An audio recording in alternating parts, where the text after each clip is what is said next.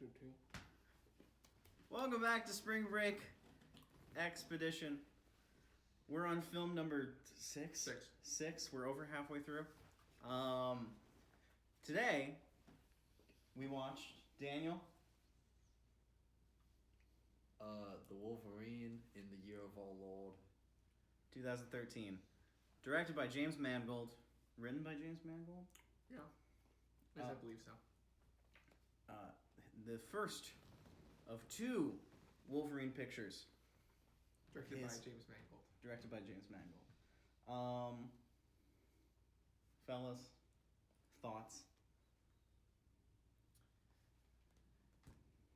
I don't love this movie. I need you to scoot over. You're kind of out of place. That's definitely gotta stay. That's definitely gotta stay. That's how much you don't like this movie. You're fucking ripping ass. I'm so excited to watch that back. But anyway, I don't like this movie. I think it's fine. I think it's 3. Origins. Well, not actually. Origins 3.5. Mm-hmm. X3. I think this is a 3. Okay. I don't really like this movie that much. It's the first one I'm kind of bored. Mm-hmm. There was 2 parts in it where I started starting to drift and trying to stay awake, and I succeeded luckily. But I was gonna write a review on Letterboxd where it's this movie really wants me to care about Jean, I really don't care about Jean. This is the movie that makes me care the most about Jean. I just don't care about Jean at all. I can't. I'm trying to. I just can't do it.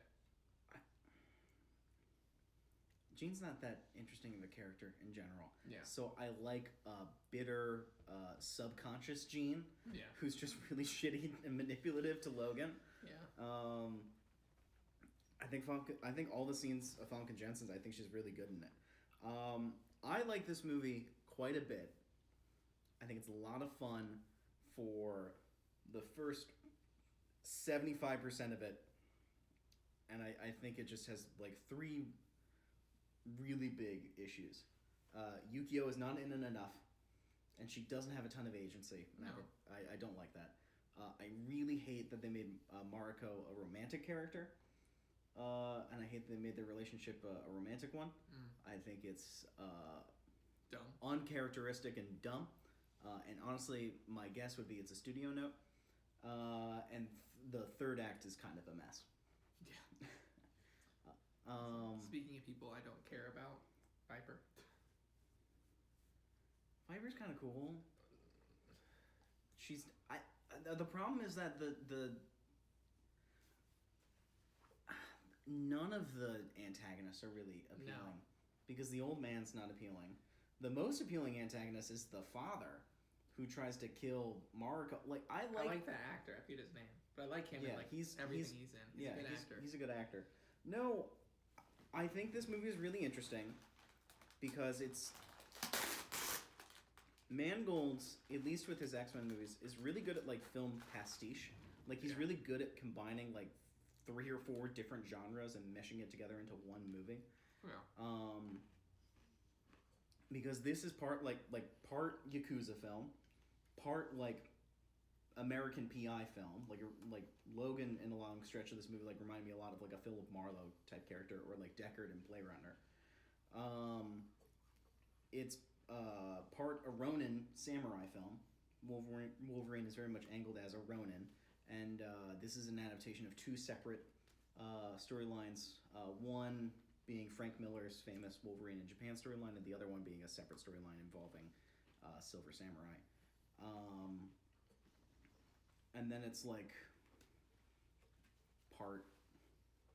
I don't know. It's just a mesh of different genres. I like that it's a clashing of Eastern and Western storytelling sensibilities. And I think he's just playing with all these different elements, and I think for the first 75% of it, he's really successful at it, and then it just kind of all falls apart. I think the plot line of the different generations of this family all screwing each other over for different reasons is really intriguing until it just kind of lands with a thud. Yeah. Dan, anything? That's what I thought. I agree with it. It's just boring to me. I don't care about this. It's cool, the dynamic in itself, and just in theory, it's very cool. Yeah.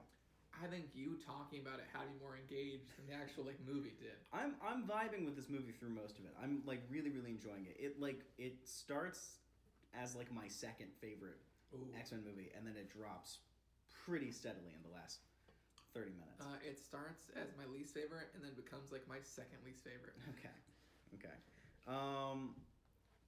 There's just, I love the whole sequence in the beginning in Canada. It's cool. Where he's out in the woods. I love that bar fight.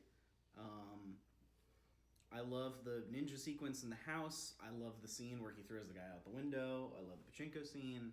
I love the bullet train scene. There's just like a bunch of sequences I just really enjoy.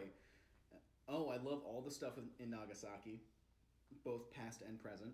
Yeah. And then it just kind of, never really comes together. I like the stuff with the bomb in Nagasaki in the first part, when they're like living in this house and he's chopping down trees in the road. That's when I was like starting to doze. I like it because it's an aspect of Logan's life that we don't get to see that often. Him in a sense of like tranquility. Yeah. It's like this contrast of like the type of life we know he's led, and then he doesn't get these many like days where it's just kind of quiet. Yeah. I like that. I think this movie does a lot of interesting stuff delving into his character. I also like that this is the most unique X-Men film we've had so far. It's focusing on one central character. It's not really about mutation at all.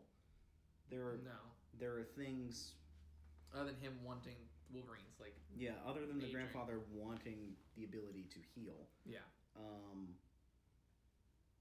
I think it's mainly it's not really an X-Men movie. It's like it's James Mangold was like, what if I take this character, this superhero, and place him into like these 3 or 4 different genres? Yeah. And I think that works really well with Logan. Yes. Where it's a Western starring Wolverine. Yes. I don't think that works nearly as well here. Yes. I think Logan, he had a more direct vision in which he's like, let's take the old man Logan storyline and strip it down even further. I think that movie also has a third act problem. I really don't like the third act of Logan either, from what I remember. And I when I watched this movie, I was really excited to rewatch Logan as well. Not only to see how my opinions have evolved on it since the theater, but also just how it compares to this movie. I think James Mangold's a really talented filmmaker. I really get excited whenever he has a new movie coming out. I still need to see Ford versus Ferrari. You heard it here first, Dan. Dan says Ford versus Ferrari. Good time. Yeah. I mean, I dig this movie. Except for the 3 things that I pointed out earlier. I dig this movie. The things I do like, I do like the bullet train sequence. Yeah, it's cool. I like aspects of the third act. I don't like Viper and the grandfather. I think some of the action in the third act's really cool, especially him fighting the ninjas and all the arrows going into his back. Yeah, that scene's really cool. I think it's incredibly cool. Yeah. I like the fight where he's like reaching into his like stomach to like pull the thing off his heart. Yeah, that fight's really cool. I really hate Silver Samurai in this. He's incredibly stupid. I think it's big dumb. Yeah. There are things where it's just like, because I mentioned this in The Last Stand, I don't like to be pedantic and like point out like, well, in real life physics this wouldn't happen. Yeah. Because with most movies I'm able to turn off that part of my brain, but for some reason I can't do it with Silver Samurai because he's a 10-foot tall mech suit made of adamantium. So like how heavy he must be, and just like the way that like Wolverine's just like kind of throwing him around. Like there's a scene like I mentioned that they're on the edge because there's this big hole in the center that has these spinny bridges, and Wolverine just tackles him off of it, and I'm like, there's no way he could have done that. You just slam into it and fall backwards. He would just slam into him and then fall backwards. Yeah. I don't know. I like Bone Claws a lot more than you do. I think Bone Claws are kind of dumb. I think Bone Claws are cool. I've never cared for Bone Claws. I don't hate them. I'm just utterly indifferent towards them. No, back when I saw it the first time, and we see that those adamantium claws get cut off, and it's just the Bone Claws. Yeah. I was like, dude, in Days of Future Past, he's gonna have Bone Claws the entire movie. No. And I was hyped as all heck.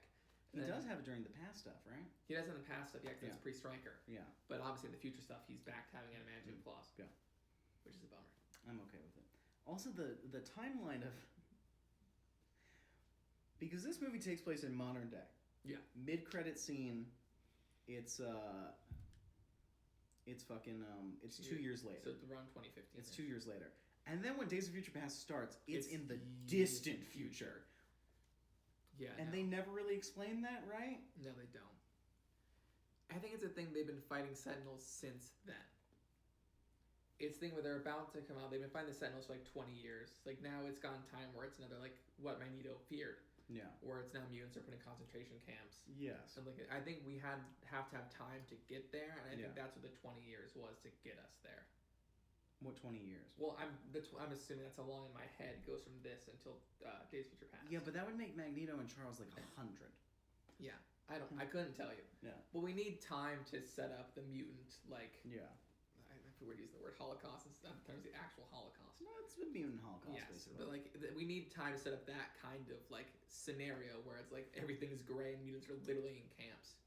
So I understand you can't go straight from like 2015 to like the next year where that is. Yeah. I think that makes sense. Yeah. I don't know. Is there anything you want to talk about? This movie's pretty slender. It's pretty slender. There's not much talk. I don't like a majority of it. I like a majority of it. I don't like the stuff with Jean. I don't like the stuff with him and I forgot her name already. Moriko, that's her name, right? Mariko. I don't like the stuff with their romance at all. No, I like their dynamic in the beginning in like the bullet train stuff where he's just like a begrudging bodyguard. I like It reminded me a lot of like Lone Wolf and Cub. I think it's fine. I'm glad that they resolve it pretty early. I think they do better in Logan as well. In Logan, it also makes more sense because he's getting older. Yes. What else? I have tiny nitpicks with Mangold's direction, but that's not like. Like what? Just certain shots. Like what? Can't Heal Wolverine. I'm not a fan of like the shallow focus, like ringing in ears, like close up on characters' face shots. I think it's fine. I think it works. I agree that it's overused, but I think in this context it works. Yeah, I've never been a fan of it in cinema in general. Yeah. Just little things like that, and like certain like the way certain shots are composed. The one thing I actually like about that shot, it actually like it follows his face though. Yes. Which I think is a cool extra element to it. Anything else that sticks out to you in terms of that? Just little tiny bits of Mangold's direction I'm not a fan of. Yeah. I wish they had the balls to keep the original suit. Yeah, I wish they kept that alternate ending where it's the original suit. I looked at you and pointed there. It was effective. Yeah. I wish that he was wearing the OG suit in Days of Future Past. Yeah. I think it would have been really cool, personally. Daniel, you have thoughts on that? Yeah. It was fine. Thanks, Dan. We talked for like 13 minutes. I feel like it's a good one. Good brisk pace like the movie. I really don't know. We're gonna do our rankings after Dark Phoenix, but I really don't know where this ranks for me. It's towards the bottom for me. As of right now, it is slightly above X3. Yeah. Because I'm really debating whether or not I like this or X3 more. I think large chunks of this is much better than X3, but I think X3 as a whole is better. Yeah. At least I wasn't bored in X3. I can say that. I think the climax of X3 is far superior to the climax of this. Yeah. No, we'll see. That and X3 are both 3s. It's a X1, X3, and this are all 3s. Yeah. So. Yeah, it went from 2 to probably somewhere in the middle or towards the bottom. I really don't know where a lot of the newer ones are going to rank for me. I think the newer ones are oddly going to be higher than the new trilogy. Yeah. With the exception of X2. Yeah. No, I'm excited to actually give our rankings. It'll be interesting. Logan's obviously the exception, but I kind of wish that we were able to get more X-Men movies like this. Yeah. Where it was like the X-Men take on this genre. Yeah. I think that would have been really cool. Yeah. I think we're not obviously covering the Deadpools in this. Yeah. But I feel like Deadpool and Logan are the ones where they separate the most by genre, and they're not just your movies, they are this kind of movie as well. Deadpool 1 more so than Deadpool 2, but I don't know, even then. Well, the Deadpools I consider to be a separate series connected to the X-Men, but I don't consider them to be X-Men movies. Yeah. Especially because they're out of continuity. Is it like Netflix Marvel shows versus MCU? That kind of level of connection? Not even so, because Deadpool is like Looney Tunes where it plays so fast and loose with the rules of its universe that it's just... Deadpool, to me, just kind of exists in its own little bubble, and there happen to be X-Men in it. Okay. Because the Colossus in that's a different Colossus. The Juggernaut in that is a We different see the Juggernaut. full X-Men in that one sight gag. Yeah, but And it's the Deadpool past 2. X-Men, and it takes place in Yeah. present day. That's what I'm talking I thought about. Deadpool took place in the 90s. I was always under that impression. No, modern day. They Interesting. use cell phones and stuff. That's true. Yeah. 90s. Yeah. Someone told me it was the 90s years ago, and I was like, oh, 90s. Well, Deadpool is a product of the 90s. Maybe that's what it was. Yeah, we're pretty much done. We're gonna watch Days of Future Past immediately after this, so we better get a motor in. It's almost 1 a.m. as we speak. Tune in next time when we return to Bryan Singer. Yeah. Hey, that's something. That's something. That's something. When this movie was coming out, the allegations of his sexual abuse came out again. Yep. Hey, and we still saw that movie. Made a butt ton of money. The second most expensive movie in the history of Fox. The Really? first, can you guess? Cleopatra? No. Avatar. Oh. Avatar, then Days of Future Past. Okay. I don't know where the Avatar sequels lie in that. Very But expensive. part of it is because there's so many movie stars in Days of Future Past, even if they're in it briefly. And then also very big production. So tune in next time when we're talking about that movie. And remember, until then, We are the future Charles, not them. They don't matter. They no longer matter. They no longer. Okay, ready. Wait, 3, 2, 1. We are the future Charles, not them. They no longer matter. Boom.